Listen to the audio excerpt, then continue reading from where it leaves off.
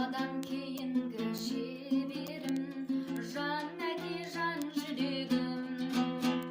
Самғасам күш қуат деп едің, сүрінсем тілегім. Қалдырмас аязға ызғарға, алыбым асқар тауым. Жан әке қасымда сіз барда, арайлы әрі таңым. Әрқашанда